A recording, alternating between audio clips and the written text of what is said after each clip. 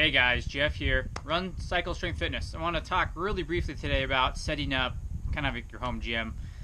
Just some simple things that you can have, you can pick up really easy from anywhere.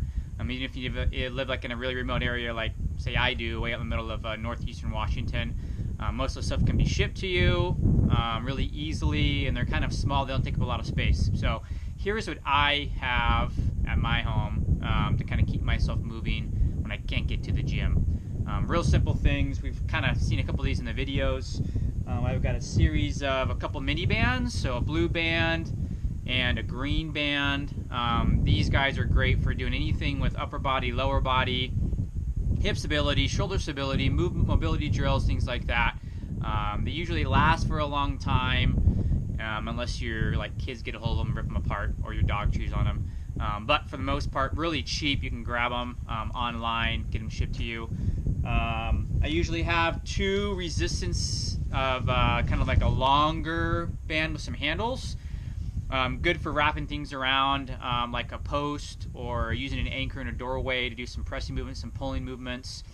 Good for hip work, bicep, tricep. You can do a lot of compound movements. We'll talk about that in some later videos.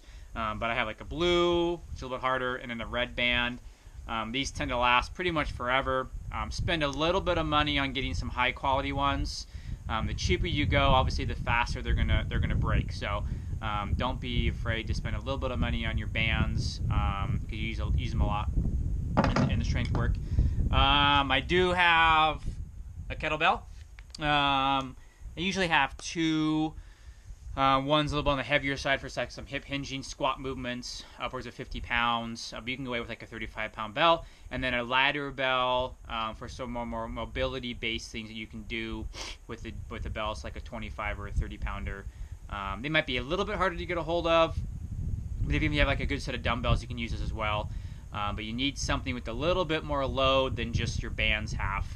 And then I just have a real simple dumbbell. Doesn't have to be super heavy. This guy's 5 pounds. I think I have mine go up to like 15.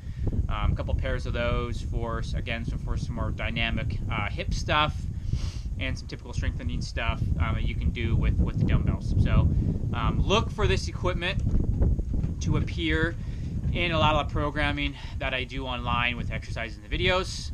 So it's good if you're following along with the programs and stuff like that, to have at least the bare minimum with some bands, a set of dumbbells, maybe a kettlebell or two, so you can kind of make sure you're getting the most out of the programming. All right, so pick up those things if you don't have them yet. It might cost you $50 to $100 at the most, but it's stuff you're going to be using all the time. So it's a little bit of money investment for yourself to keep yourself going and staying active. So talk to you guys next time with more health tips, and look for the stuff in the exercise programming to appear. Thanks.